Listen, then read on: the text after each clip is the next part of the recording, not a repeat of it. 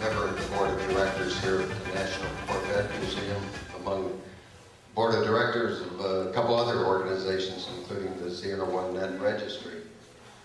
We want to welcome you here to this afternoon's premiere collection of Zr-1 brains, I'll say, but there was a lot of blood, sweat, and tears, I think, that went into this project.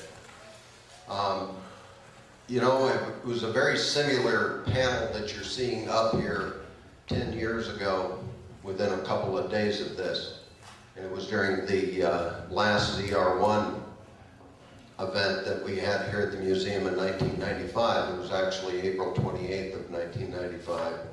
We had one of the largest, other than the grand opening of the museum here, one of the largest collections of people here to see the last number 448 come down the production line. How many people here were here back in that event in 1995? Wow. We've come a long way, and the Zr-1 certainly has lived up to its what was purported to be one of the world's best built cars, and certainly has lived up to every reputation that I think we expected it would be. So here we have many of those people that were here last time around. I'm going to start off, as I have them written here. Dave McClellan probably doesn't need much of an introduction.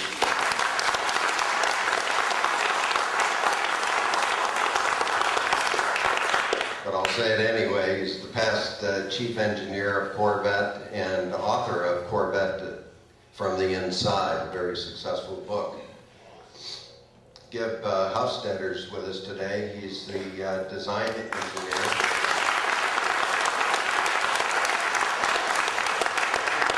That was during the LT5 Zr-1 project. Paul Schnees, he's the past plant manager up until 1993, and he saw the first production Zr-1s coming down that line. Roy Midgley, he's the 90-degree V engine chief engineer, and Jack Underwood, project information during that time.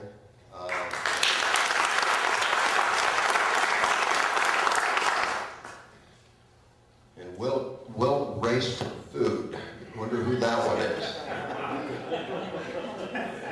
His name's Jim Miniker.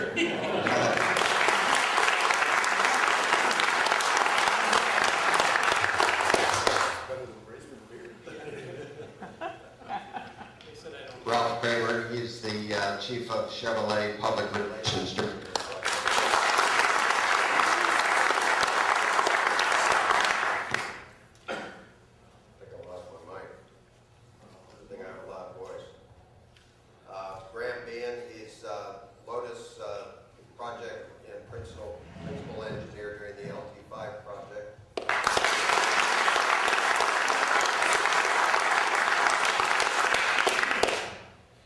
Gary Klein from Mercruiser, who was also the project engineer.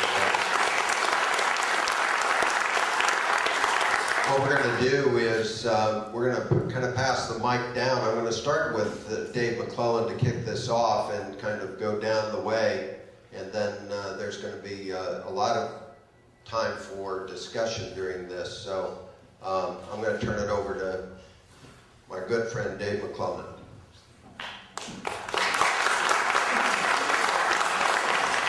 Thanks, Buzz. The original title that I gave Rock for this presentation of all of us together here was, how in the hell did we ever pull this one off? But Rock wouldn't quite come up to that level of honesty in naming the session. But that's really the way I look back at it, because there are a lot of elements here that it was a cliffhanger to pull this baby off. Just want to tell you a really fascinating story that I don't think has ever been told. We used a number of competitive cars from the late 80s period as background for what we were going to do with what became the Zr-1. And among those, General Motors owned a Porsche 959, which was their $250,000, that was back in $1990, twin turbo, rear engine, 911 based sports car.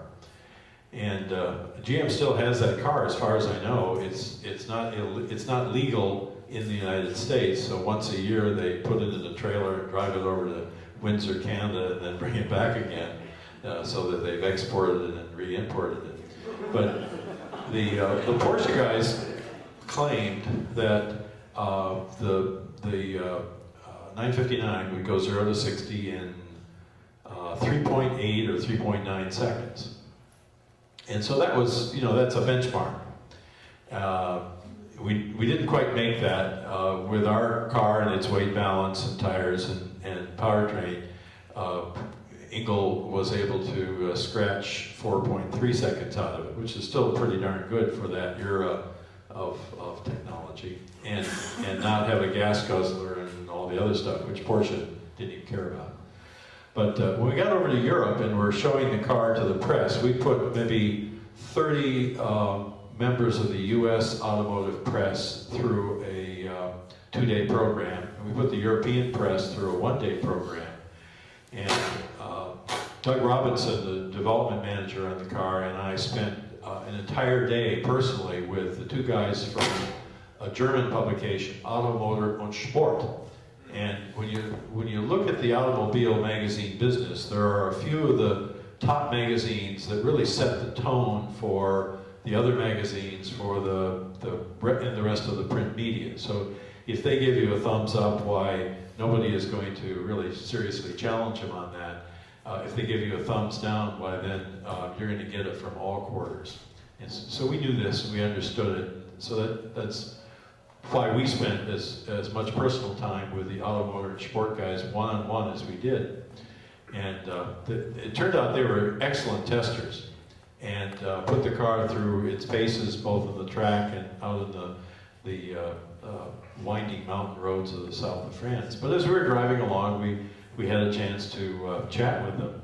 And they told us a story about getting a 959 from Porsche and telling Porsche that they just wanted to drive it. But it turns out that they had a Ferrari F40, which was the twin-turbo Ferrari V8 of the period, and they were going to run a comparison road test.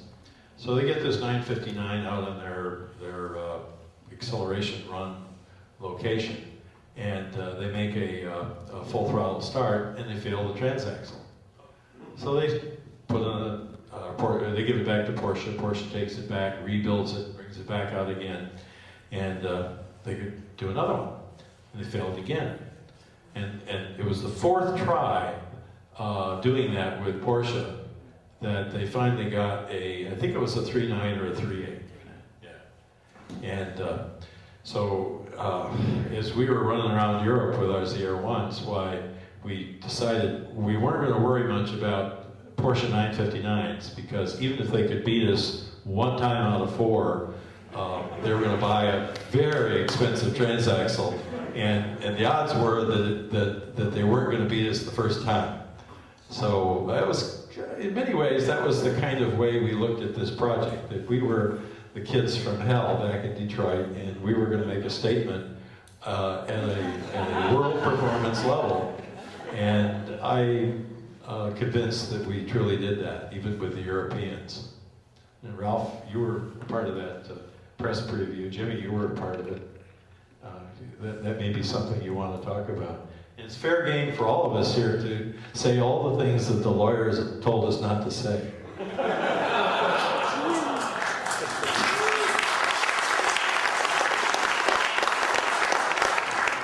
Well, I had fun digging up some of my own magazines on the way here, but this is the Corvette from hell. It says, the Chevrolet Corvette Zr-1, unless we miss our guest, is going to cost some people at General Motors their jobs.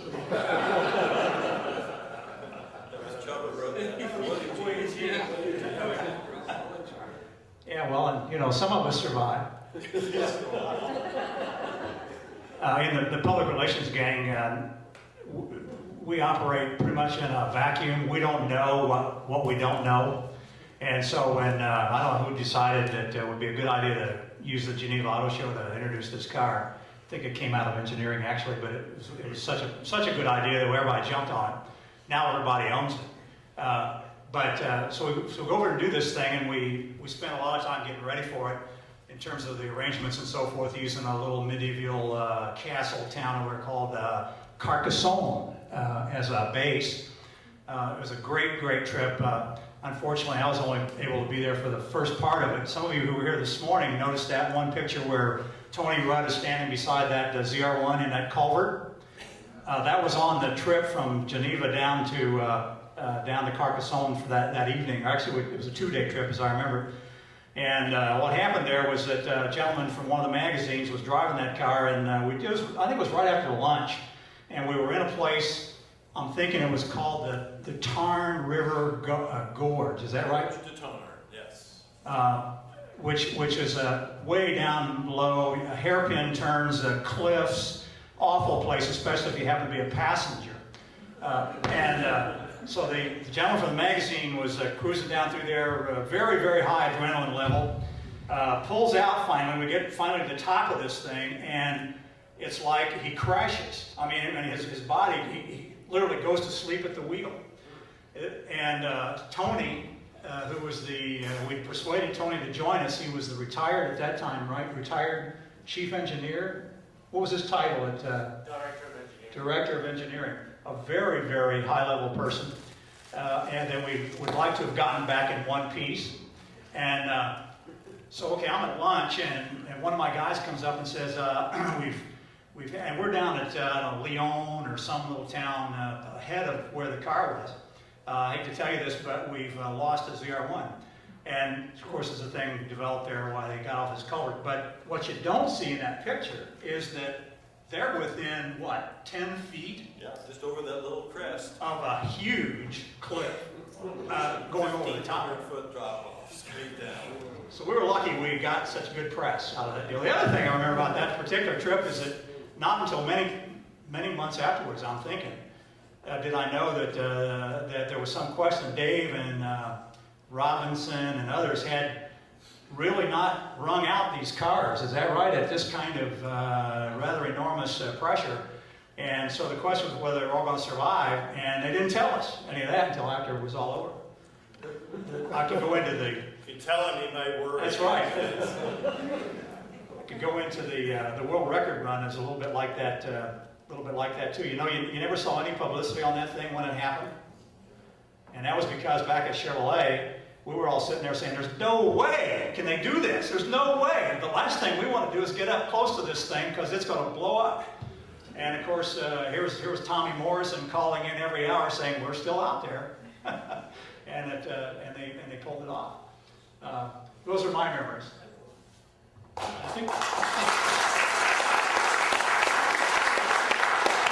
I think that's when you decided to get in, wasn't it? By the lunch, as I recall. Actually, on that, the world record run was a piece of work. And you all know the story, I presume. A racer named Stu Hayner had a friend who had a friend. They thought they could do some things with that really old 24-hour, it's an open class record, not a production car record, open class, set by the Ab Jenkins many years earlier. 1940. And it was 50 years. Almost 50 years, and I got a story on that. And so, and John Heinrich was involved, and the next thing you know, I'm in a meeting at the Proving Grounds, and they were then living in, your quarters were in one of those temporary buildings out there.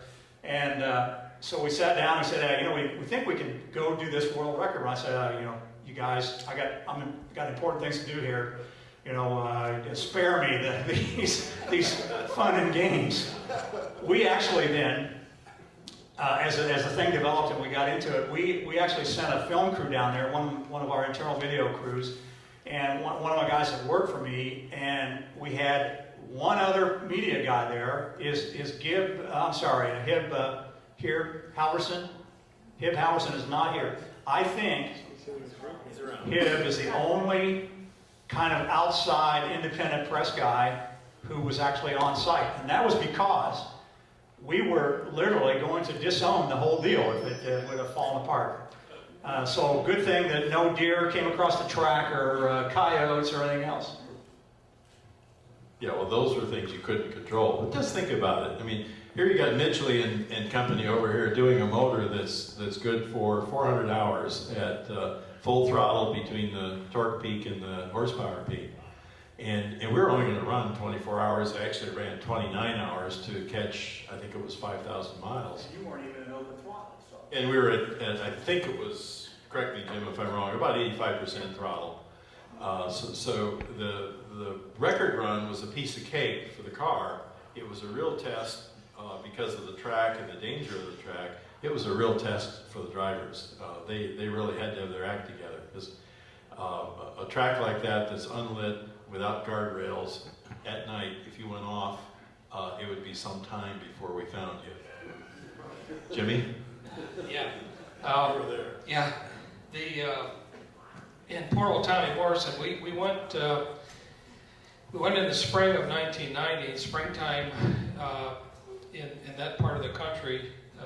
It's almost to Mexico, Texas.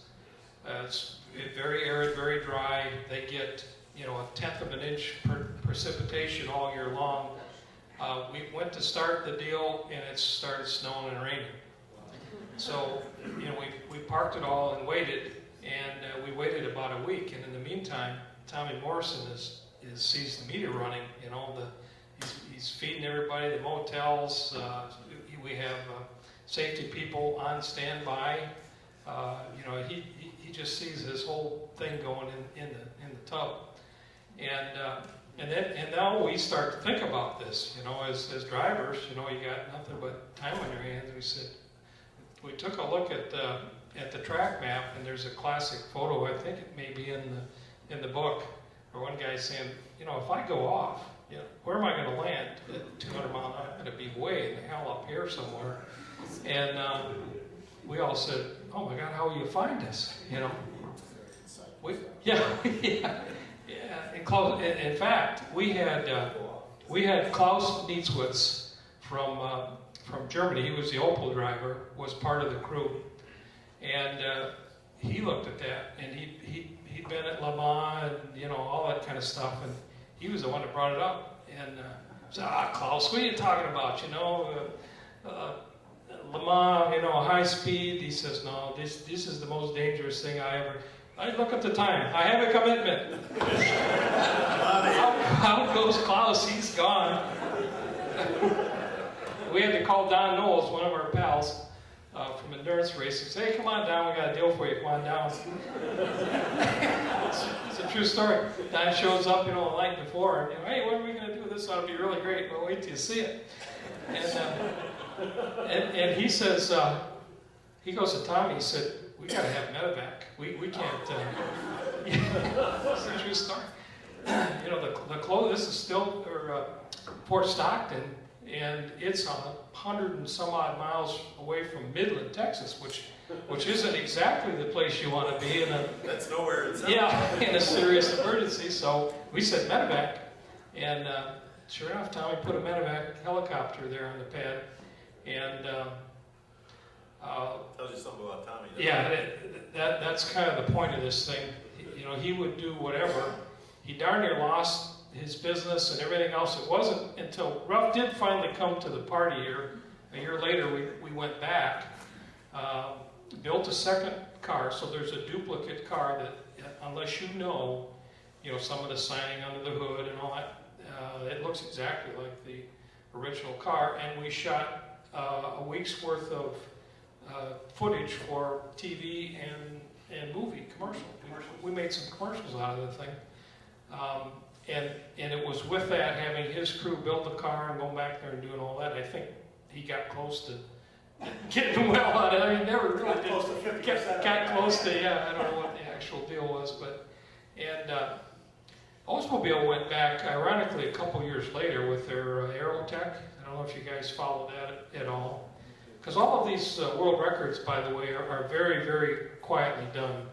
And attempts are made and come and go, and nobody talks about it until you're successful, because nobody wants to say, I'm going for a world record, and we're going to do this and that and the other thing, and then fall short. So it's a bad deal. But Oldsmobile went down, and they, in fact, lost the car. The guy went off the end, and they couldn't find him. And they knew he was gone because he didn't come around for his lap. First clue, a real clue.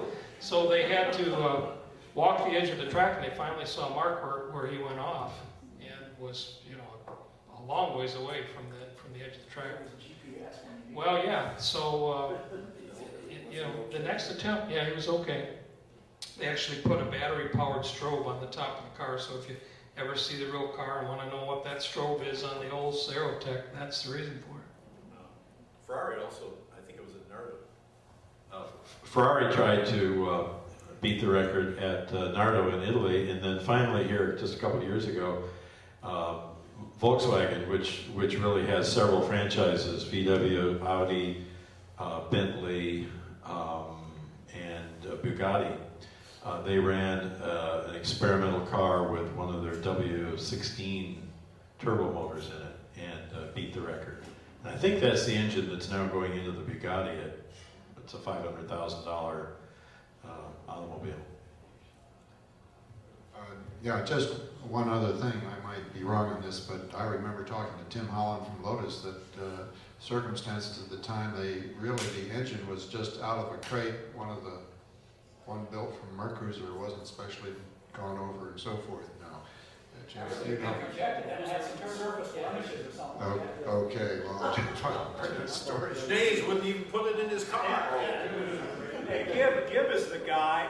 If you were here this morning, you heard Jim talk about the device that Gibb invented to get the. You can hear me, can't you? To get the you cannot get that engine installed in the car over here at the plant. Gibb, why don't you tell us about how you invented that? It's not an invention. It was just, and I'm going to chide Dave here a little bit because I'm surprised. I never heard this, that he wasn't sure he could pull off this project. We grunts down at the bottom, we had no doubts we were going to do it all the way. But no, what we're talking about is the size of the Mushrooms grow best in the dark. Don't understand what he's talking about. But anyways, the width of the engine, of course, and that was a tremendous design thing that Otis and Dave Whitehead, who was going to be here but isn't at this time. But I showed him just how we had to get it pushed up between the frame rails, and I think we had a styrofoam mock-up of the engine, and we were over in the plant in one of the build areas, and I showed him just how close the clearance was, like a half inch on the side or something like that. So, yeah, no comments, please. But anyways, he was a little shocked, but I said, don't worry, we'll make it. Anyways, what Ralph is talking about, and it was all a team effort, but primarily we had to push up the engine offset and then move it over after we got it up through the rails. And that was where we had a pin offset so that it would go up offset and then get in the proper position and so forth. And that worked out pretty well. But again, it was tight. And some other time, the LT4 and so forth, they built with converters on, and they notched frame rails and so forth. And I've pointed this out many times before, is that we could not touch the frame or any other thing. We had to make it all work without major tooling for any other, just to protect Dave's program here, so that we could do it without excess tooling and so forth. So I was proud of contributing that much to that stuff. Well, I can tell you now, Gibb, that if we had to widen the frame rails, or if we'd had to increase the wheelbase to fit the motor, we would have done it. But if I gave you that as a going-in opportunity, you'd have done it to me. So yeah, it was in my back pocket.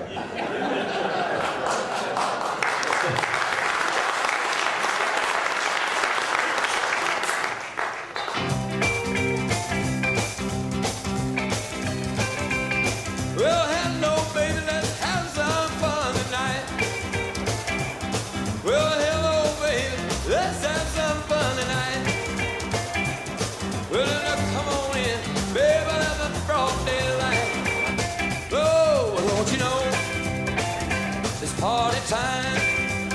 Oh, don't you know it's party time? Come on with me. Can't you see just about boss time? All right, baby. Everybody that has one of those calendars that they're giving away up here.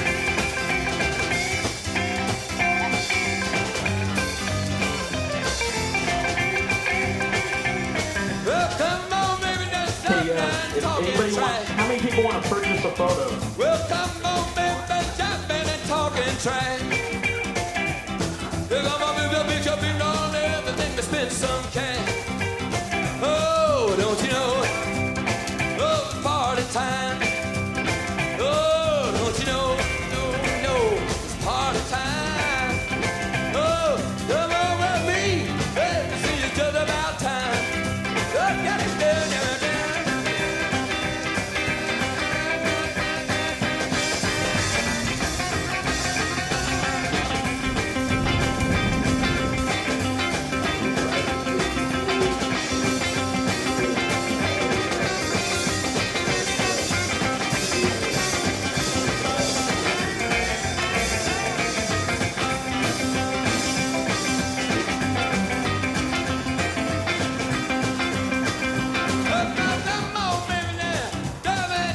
Trash.